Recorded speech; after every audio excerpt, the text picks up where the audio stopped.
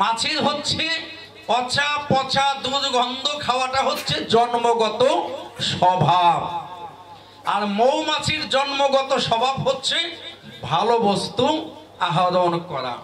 তা আমরা আকৃতিতে মানুষ হলেও আমাদের যে জন্মগত কিছু স্বভাব আছে, এই জন্মগত স্বভাব যে আমরা সহজে পরিবর্তন করতে পারবো না।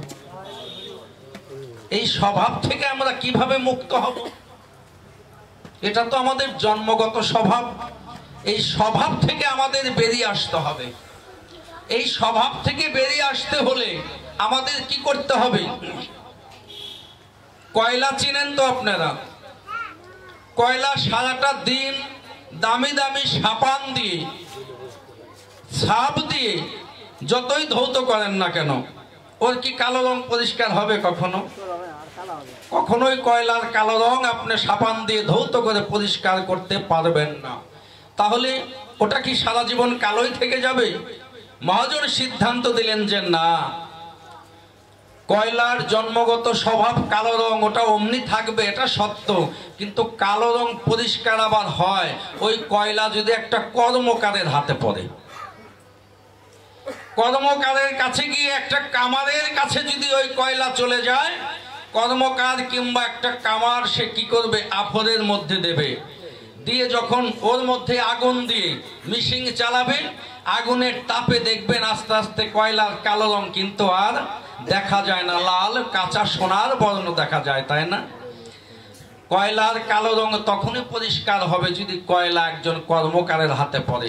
তদ্রূপ আমাদের যে জন্মগত স্বভাব, এই স্বভাব সহজে পরিবর্তন হবে না। এই স্বভাব পরিবর্তন করতে হলে আমাদের সাধুগুরু বৈষ্ণবের বাজারে আসতে হবে। সাধুগুরু বৈষ্ণবের সঙ্গ আমাদের করতে হবে।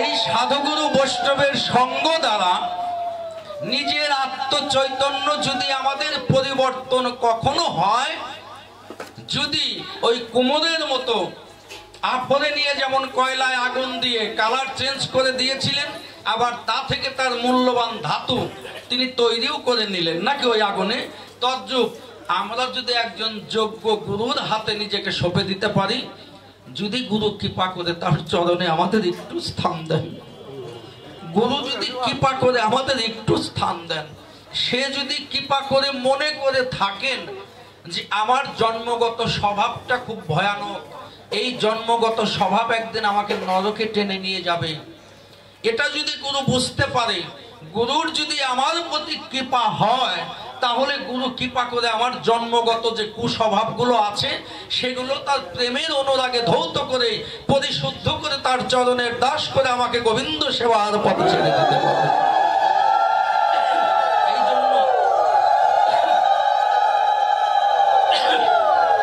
এই জন্য আমাদের প্রয়োজন গুরু কৃপা লাভ, সাধু সঙ্গ, ভাগবতীয় কথা শ্রবণ।